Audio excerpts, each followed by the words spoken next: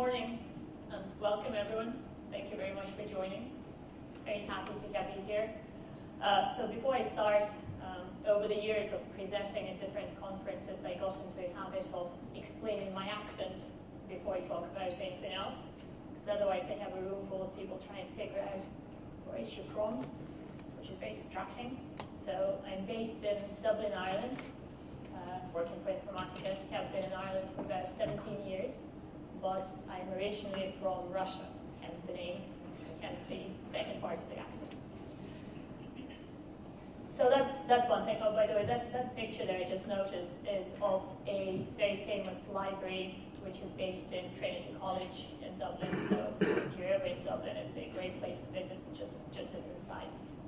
Anyway, back to data governance. First of all, we are a software vendor, as you know. So what we do is we build products. And data governance, as you also know, is not a product. It's not a technology. It's not a technology market. So why do we even talk about data governance and have a point of view and an opinion? Well, the reason is very simple. For us as a software vendor to be successful and make sure that the product that we build and sell do what you need them to do, we need to understand this space really well. And also, our customers do come to us for advice quite a lot. So they've been asking for us to come up with a methodology and a set of best practices for years, which we finally did. So a couple of years ago, Rob Carroll, I'm not sure if you've heard this name, but if you've been looking into data governance for a while, you probably have, has been the main analyst at Forrester Research for MDM, data quality and data governance for about 6 years. So he really knows what he's talking about. He joined Informatica about 2 years ago and came up with a set of methodologies, best practices around data governance as a paradigm without connecting it necessarily to products or technology. So specifically to try and help you to get started and understand what it is that you need to be looking into, and obviously help us build successful products to support different steps within the data governance process itself. So that is why we talk about data governance as a strategy and best practices. So one thing we cannot do for you, neither can anyone else, despite what they might tell you, is solve data governance issues for you. It's not something that anyone can sell as a package. It's something that, unfortunately, you have to figure out for yourselves. What we can do is talk about, as I mentioned, best practices, how other people do it, the kind of things that you need to consider, what the best place to get started is, and so on. So things like that we're more than happy to talk about. Now, over the years, the market has evolved tremendously. And even the kind of questions that we get from our customers changed significantly. Just about 5 years ago, what people would ask about would be, why do you even need to care about data? And if I do, what is it exactly that you can help me transform? You know, what parts of my architecture and infrastructure do I need to look into? Now it's completely different. It's very rare that you find somebody who doesn't understand the significance of the data and the importance of the quality of your data and the fact that you need to manage it successfully. The challenge is still in the fact that those smart people tend to come from IT backgrounds. And there is a reason for it as well. They're the people who are dealing with the databases and the data and the problems associated with it directly. They see the issues within the data immediately. A lot more often than the business side, who kind of come to realizing that there may be issues only when something horrible happens. And also there is this perception that if you're in IT and you're dealing with the data and you're touching the data on a daily basis, surely you're resolving all the issues associated with it automatically, right? It's just something that happens. The business does not need to be involved. So that is, even though the understanding of the importance of this paradigm has shifted, that split between business IT and where the actual responsibility resides within the company still exists. So most IT leaders will tell you that, yes, there are issues, and yes, they need to be managed and governed in a lot more repeatable fashion, if you like, but at the same time, they still struggle with trying to sell this idea to their business counterparts to support this initiative as a business function more than anything else. This is the part that we try and help you with. So what is data governance? It's a set of competencies. It's a set of policies and standards, processes, people, and of course technology to support it all as well. And to be effective, to be truly effective, to realize true business value, it really needs to be managed as a business function, just like anything else. So what do we mean by that? You have various self-sustaining business functions within each organization, no matter what industry you're in. So for example, finance. It is something that has its own charter. Your chief financial officer is most likely reporting directly to your CEO. Finance deals with financial information and assets. And of course, there's a set of different technologies and products and tools around it, but those just help you support the business processes and realize the business values that rely on your financial assets. Nobody would ever think about finance as a product or a technology market, right? So it's the same with HR. Only here you're dealing with people and people assets. Again, there's a whole lot of different products and tools and technologies around it that help you manage your people assets, that help you get the best performance out of those assets, that help you measure them, and so on and so forth. But the idea is that it's a separate business function. Again, your main HR person is probably reporting directly to the CEO, and this business function, as its charter, has management and optimization of your people as an asset to support business processes and business initiatives, right? So where this concept breaks down is the data, for some reason. And a lot of it is down to vendors and analysts who have been telling you for years that data governance is a product or a set of technologies. It isn't. It's just like finance or HR. It's another business function that deals with the data as an asset, which means that your chief data officer should probably be at the same level as your CFO or your main HR person as well. The reality is that most of those people right now reside at an IT management level today, and that's where this falls apart. And again, there's a bunch of different products and technologies and tools that support data that exist today around data integration, MDM, data quality, and so on and so forth, which does not make data governance a technology market. Just like the fact that we have products and finance and HR does not mean that finance and HR are technology markets. Does that make sense? So, again, this paradigm is really to help frame that discussion with the business side of things. This is the only way to think about data governance and data if you want to make sure that it delivers strategic value, not just value. So just like with anything else in life, if you want to get somewhere, you need to establish where you are right now. And we do have a set of tools, which I will show you in a minute, that could help you understand honestly within your own organization where your internal data governance structures and initiatives are, really. And there's a couple of things that are taken into consideration here. And it's the scope of your data governance initiatives, it's the drivers behind what you're doing, it's the people involved, and it's how the success of those initiatives are measured.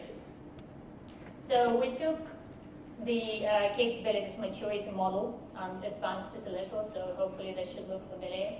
We added level 0. Thankfully, I haven't seen anyone who's at level 0 in quite a few years, and level 0 is really, you're completely oblivious to anything to do with data governance, don't know what it is, don't think you have a problem, everything is great. So like I said, those don't exist anymore.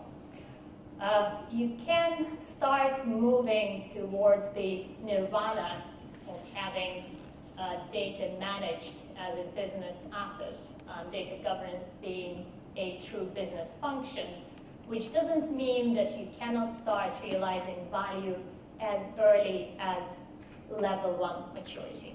So you have really matured if you have established your data governance as a business function. And by the way, if that makes you feel any better, no one is at that level today. Literally not a single organization in the world that we came across. And we have surveyed quite a few.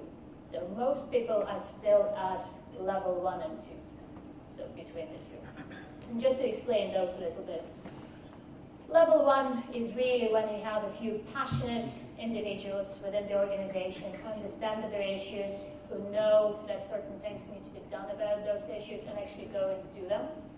But the success of those initiatives, wouldn't even call those initiatives efforts also, is measured based on very localized and specific, say, applications or migration projects even.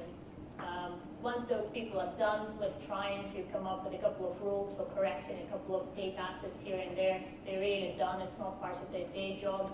You know, this is driven by IT and IT only. And again, there is a certain level of value here, even if we are starting from scratch. But that value is primarily around IT, agility, and efficiency, which is very important, of course, but it doesn't go as far as true strategic business value, which is where you'd be at level 5, for example. So the problem with that is obvious, you know, it's ad hoc. It's not something that's repeatable. It's not something that's truly measurable. It's not something that can be transferred between different functions and departments and so on and so forth. So level 2, and that's the second most common level in the world today, you can really categorize as a pilot. So the responsibility kind of moves up a bit. It's not just a few people here and there trying to fix issues. It moves towards, say, IT management, for example, but it's still very much IT-centric. And it's usually centered around, again, very specific initiatives, not at a project level yet, but more documented. For example, you start putting together policies and rules. Those usually relate to things like metadata descriptions, for example, and so on. So again, very IT-centric, very specific to small parts of the business, measured on the success of a particular application, for example, managed by IT, middle management type level. So again, the problems here are very obvious, you know, not repeatable, very IT-centric. Business still does not care, which means it's very difficult to fund or even sell as a concept internally. Doesn't really give you as much ROI as it should, but a good start. So the next level is then when you get to project level. So here the scope is a lot more wide. You're talking about probably still IT, but highly positioned IT leaders. So for example, you enterprise architecture groups and so on. You probably have a center of excellence set up, competencies. You deal with your data problems at a project level, and the success of this particular initiative would be based on the success of a particular project, obviously.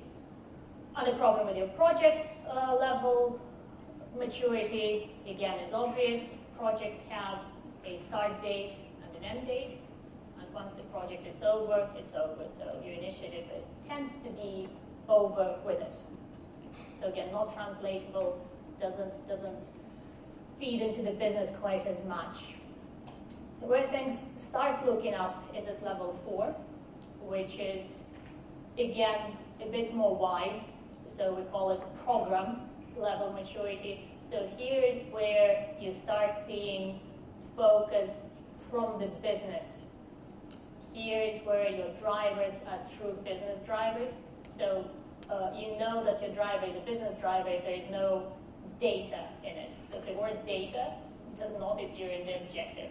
So the objective is not to make sure that the quality of your data is good or your data doesn't contain duplicates or anything like that. The objective is you need to reduce costs, you need to make sure that you provide the best services to your customers, you need to improve efficiency, and so on and so forth. So as soon as the word data does not appear in your objectives, you know that you're talking business objectives rather than IT. So a lot more repeatable, quite a few centralized policies usually get created around this.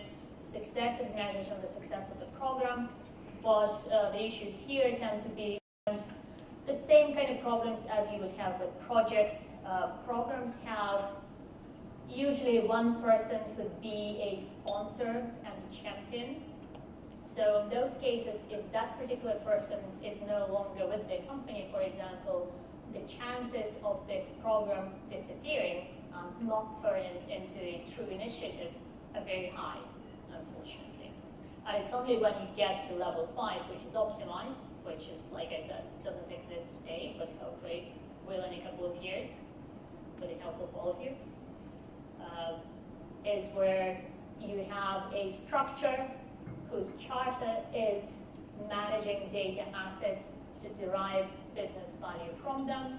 You're managing data as an asset, so your chief data officer is reporting to the CEO, or close enough, so it's executive level sponsorship. The processes are repeatable, and there's various different ways the success of that level of initiative can be measured, starting from the operational level management, which is what you probably do today, or hopefully do today, and going all the way up to global business value realization at strategic level and continuous improvement.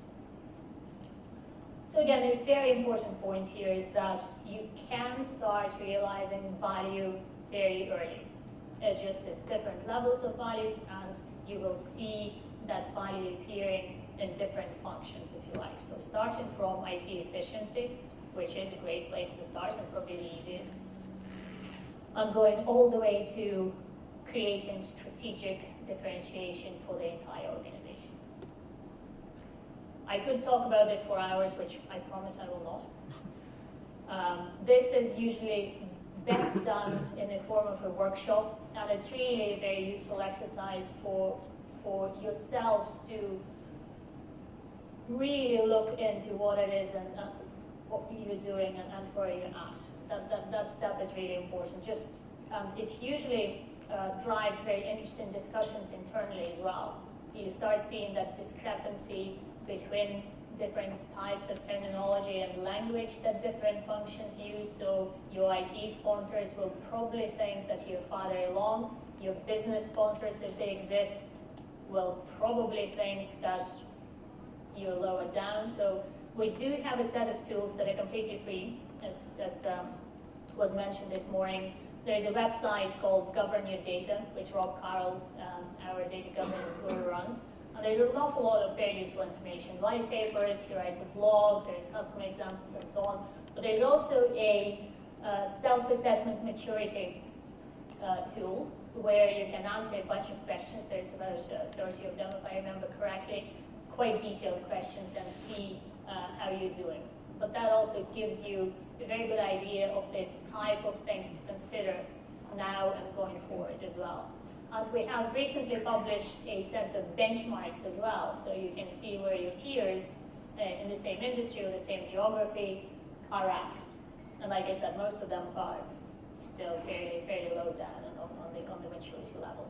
And those benchmarks can be viewed in detail as well. So if you're particularly interested in a specific set of questions that you just answered, you can also see how other companies are doing with regards to that particular area, for example. So if you are interested in data governance, please do take a look at this website. There's quite a lot of useful information. So governyourdata.com. The one misconception about data governance and data management. And probably the single main reason why it originates in IT and tends to stay within IT, even though it really, really, really needs to be lifted up, is the fact that it has a word data in it. And data governance, data management, data quality are not and should have never been about the data. The data is just there as a means to support you. Even when you define your, for example, data quality metrics, in themselves, they bear no meaning whatsoever unless you can tie them to a particular business process or initiative or an objective. So you can spend all the time in the world trying to figure out whether your data is complete, accurate, or up to date, but unless you know why you're doing this and what you're doing this for, those results are completely meaningless.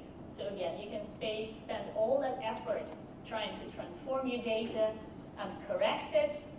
Unless this supports a very specific business case and a business objective, you will never see return on investment. That's as simple as. So data governance is not about the data. It's about business value that you can derive from it that would support your business initiatives and data processes.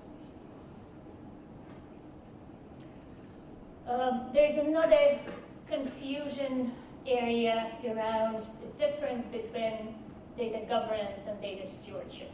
It's particularly important to us as a software vendor because data governance, like I said, is a competency.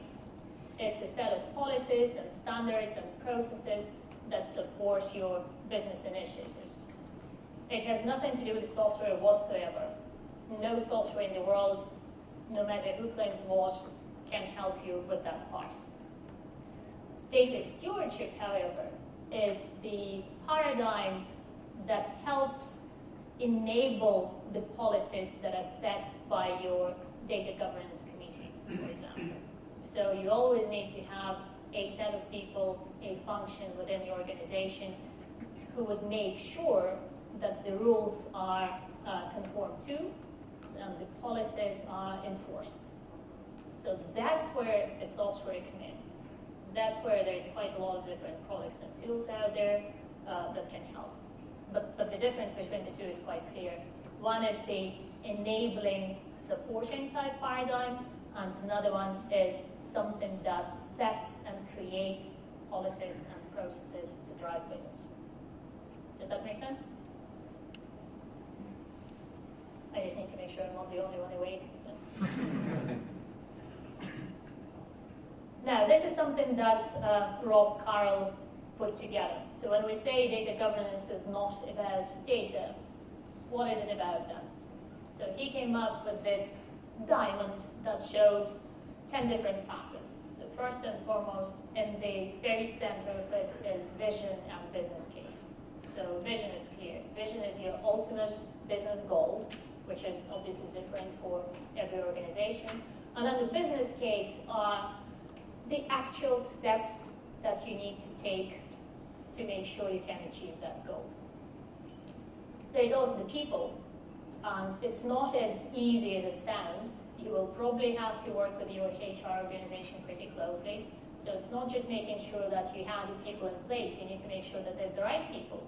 You need to make sure that you have the right number of people. You need to make sure that you have people at different levels as well. You're going to need data stewards, you're going to need business analysts, you're going to need an executive sponsor, and it's not just about that. You also want to keep them happy. You know, it's not just about enforcing policies and making people do what you need them to do. It's about setting a career path for them within the data governance structure so that they do their job well, essentially, so that they stay interested and perform well. Tools and architecture, I will talk in a bit more detail in a second. I have a separate slide on that. Policies, there is a whole range of various different policies depending on the industry that you're in. Some of them are external and dictated to you, and there is nothing you can do about them but comply. Some of them are internal, driven from IT. Some of them are to do with data ownership. Some of them are to do with data access, data structures, data quality, and so on and so forth. So there's quite a lot that needs to be considered. Measurement is incredibly important. For you to be able to showcase success and sell what you're doing internally and hence become successful yourself, you need to be able to measure what you're doing. And to be able to measure what you're doing, A, you need to know what it is that you need to be doing. B, you need to know where you're at right now, and then be able to very clearly show progress. So the more quantifiable success stories that you can provide, the better. And again, that ties to the business. So how much you can save, how much less effort it would take to get from A to B if you were to do what you're doing. This tends to be quite difficult, this kind of ROI, and usually you don't see very clear monetary return on investment until you're farther along with your efforts. But what you can do, you can start showing progress as early as possible. So show the steps that you're making towards that ultimate goal. For example, how many functions are involved. That in itself is very difficult to get different functions across the organization talk to each other. So even before you realize any actual business value, if you can show that you managed to get different departments involved, that by itself supports your case. How many different people you have talking to each other, how many tools that you have in place you started utilizing, and so on and so forth. So there's a couple of examples, again, on the website that you have more for inspiration than anything else, but just to show you the type of things you can consider to start showcasing the value that you bring to the company. Change management, again, incredibly important, and here also you will most likely need the support of your HR organization. I mean, you don't manage data as an asset today. Nobody does. It's a big change.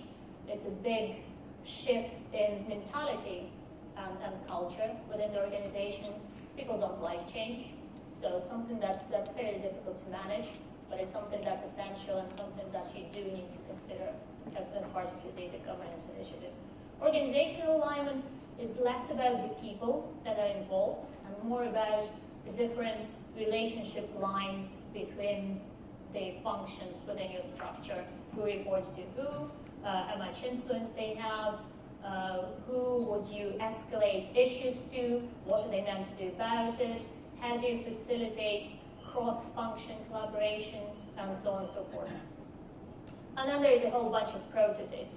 So defined processes are the actual data governance established processes that a data governance body needs to be in charge of, and I will talk about those in detail. Dependent processes are the processes that exist around your data governance, but also need to be considered. So for example, anything on the business side, any business function has its own processes that your data supports. So those need to be considered. And then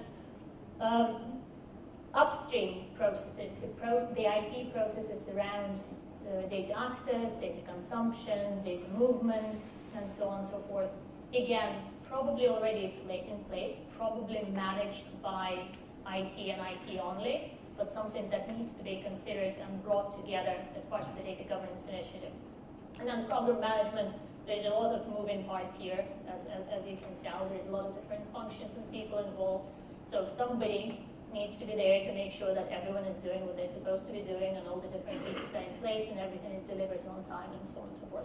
So those are the main things that need to be considered sooner rather than later when you're talking about data governance. Another question that comes up very often is what types of roles and responsibility would you need to have established internally?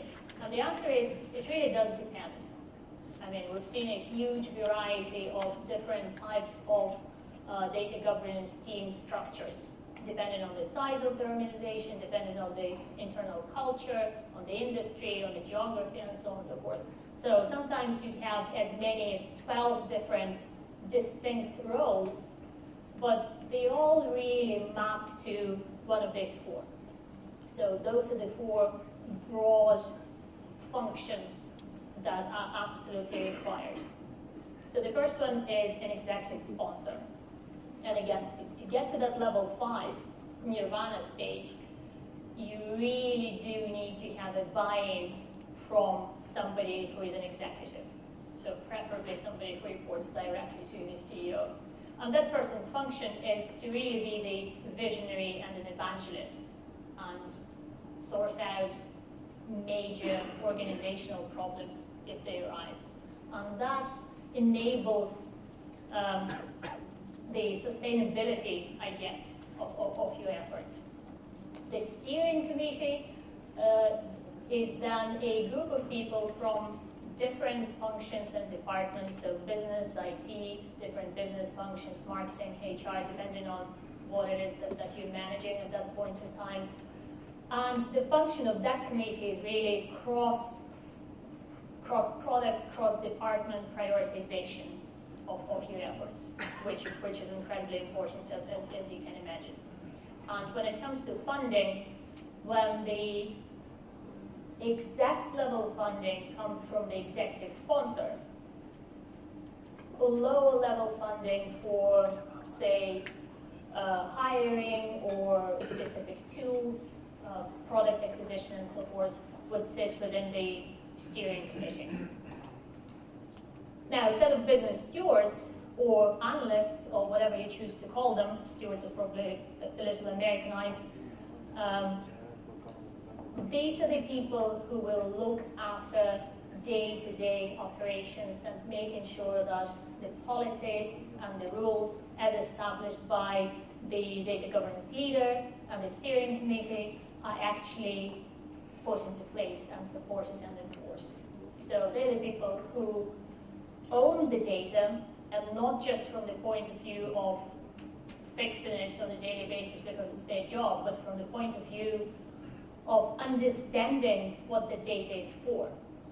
So when you have somebody from within a business function who understands the business drivers behind it and the business processes, that person can very easily, just by looking at the data or the summary of the data, figure out what's right, what's wrong, what needs to be corrected, what doesn't, what's important, what isn't. So stewards are the people with true ownership of the meaning of the data, the business processes that data supports, and that actual direct interaction with the data as well. So they're the people who will be performing tasks like profiling and remediation and things like that. And then the leader is somebody who is there to manage collaboration and communication, and this is the person who is directly responsible for creating and supporting the business case. So you don't want your stewards and analysts to go directly to your executive sponsor with any problems, obviously, or the steering committee. So this is really that link between the sponsor and the people doing the actual work, if you like.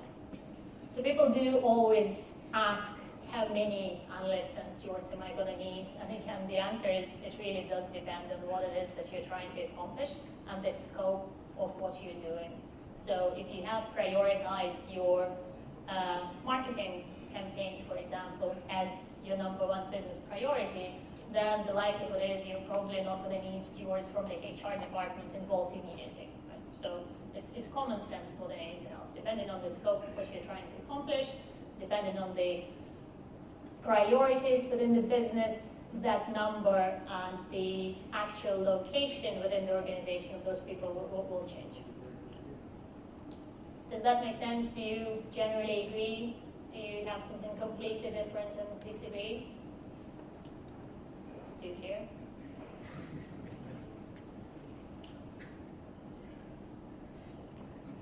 So I touched upon policies a little bit. The point to this slide is really that there's two types.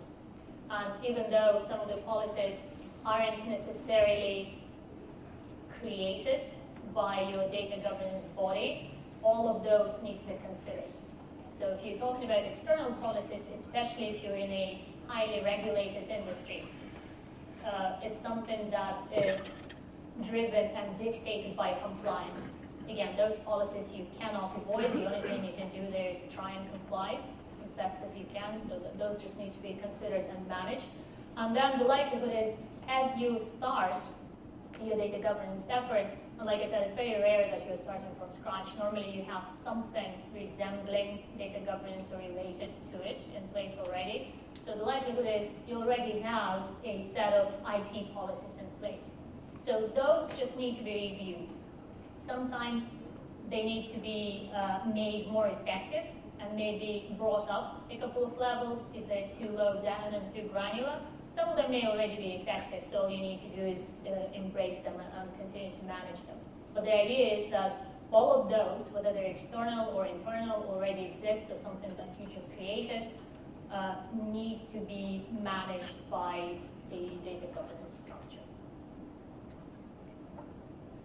We talked about measurement a little bit, and the main idea here is that there's two levels and two groups of people who care.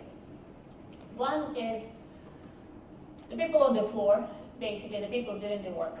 So analysts and stewards, and here we're talking about measurements like your operational metrics. So if you look up data management and data governance online, the first thing you'll see is probably types of quality metrics, for example. So there's your consistency, there's your completeness, and so on and so forth, which is all very useful and all very helpful, and that's what those people care about. And then there's service level agreements, so audits against different policies. Is my data secure? Am I archiving it on a regular basis? Is access that I grant to different users within my organization actually correct? And so on and so forth. But once you start talking to the executive sponsors and business leaders, they couldn't care less.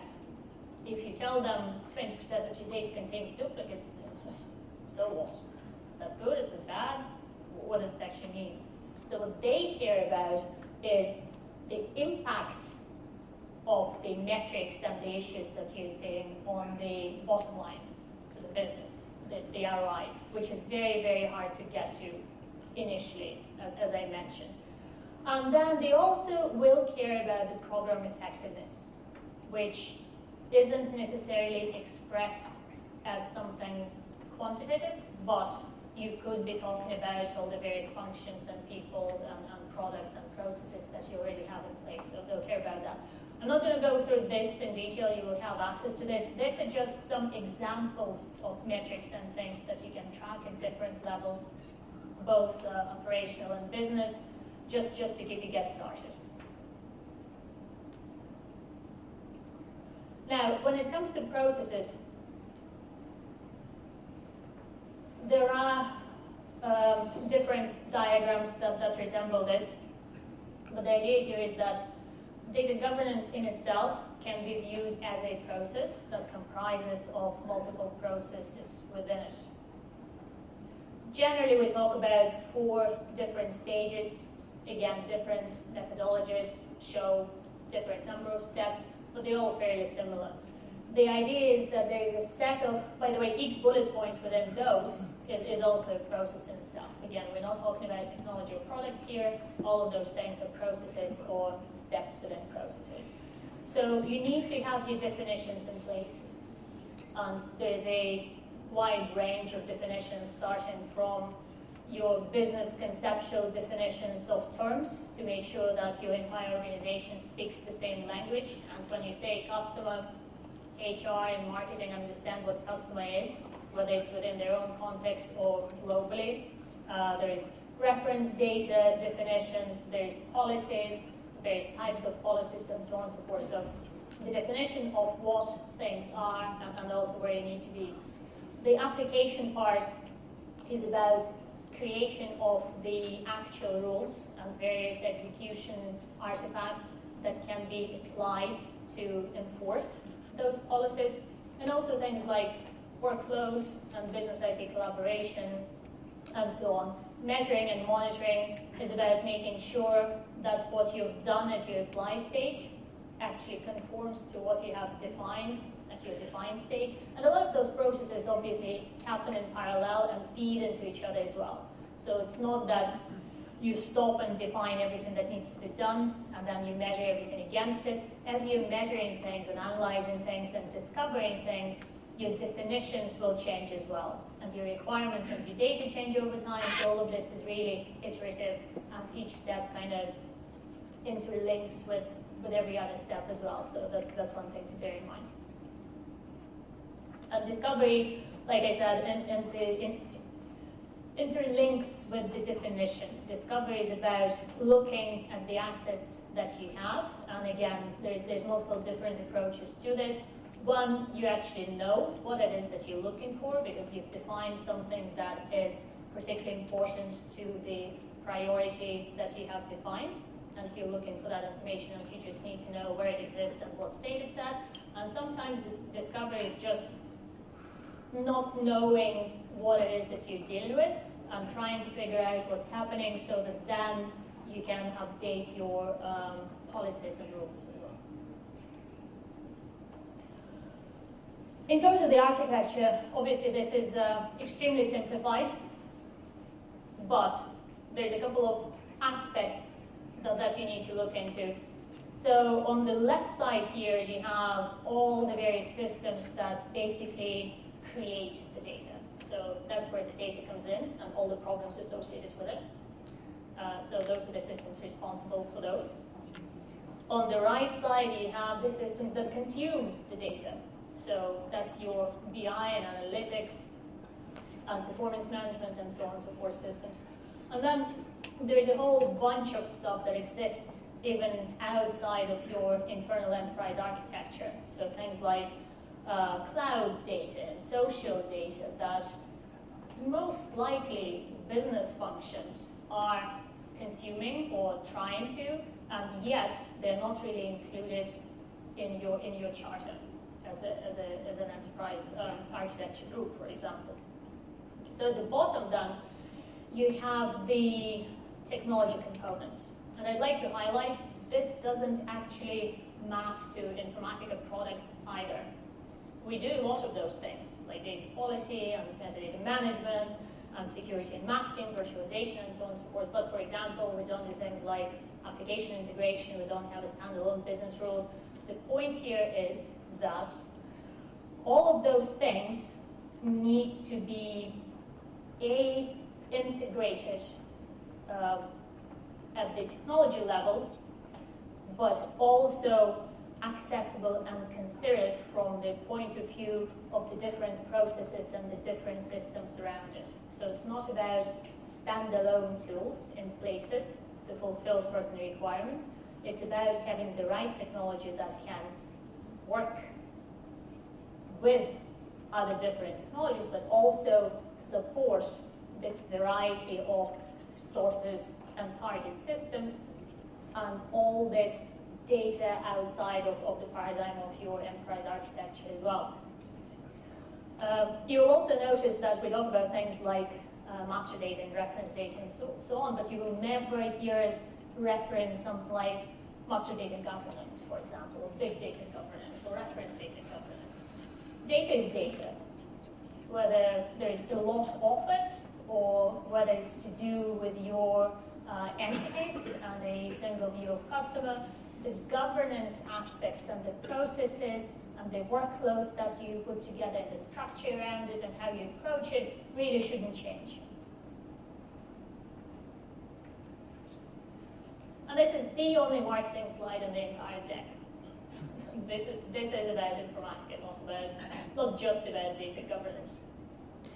So as I mentioned earlier, the main reason we even started putting together best practices and methodologies and tools and conducting workshops was to make sure that the technology that we build and sell ultimately support those processes and the different functions within the processes. So it's about trying to fulfill as many requirements that relate to the technology side of things around the process that we talked about. And another important point here is that each one of those requirements that you see there, whether it's stewardship aspects of things, or workflow aspects, or discovery, they really exist and they're referenced within each one of the products on our platform. So it's not like there's a tool that does workflow, there's a tool that does stewardship. No matter what aspects of data management you choose to start your data governance initiatives with, the different requirements for the different steps in the process are supported within each one of those tools, if that makes sense.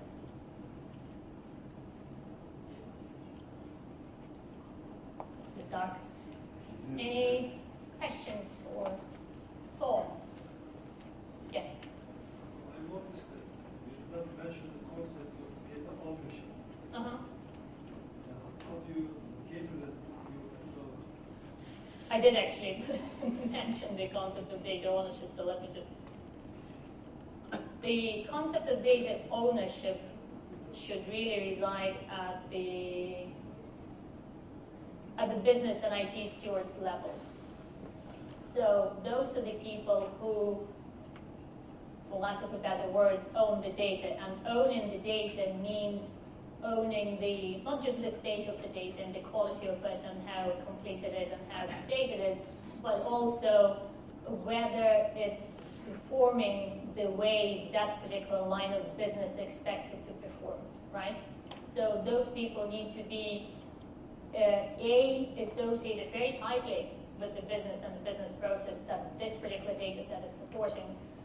B, have enough influence and access to do something about it, and have hands-on experience with the data so that when you're looking at the data itself, they can understand what it means, because that is the difficult part, right? Am I answering your question, or did you mean something different? Yeah, partially. Okay. What I remind was, let's say, how do you remove it?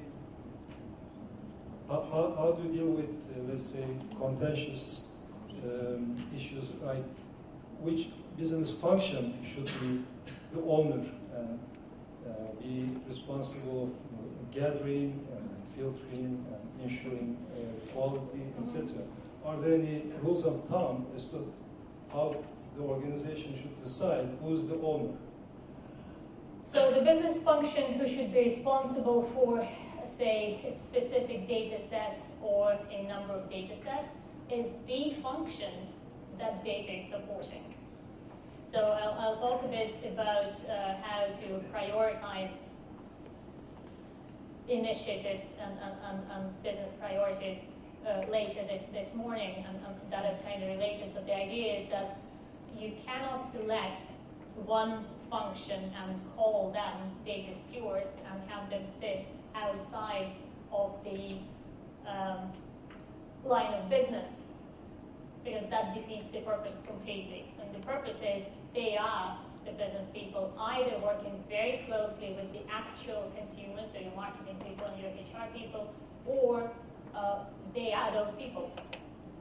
Again, depending on the size and the scope, that may or may not be possible, but you need to have different stewardship or ownership groups associated with each specific business function, if that makes sense.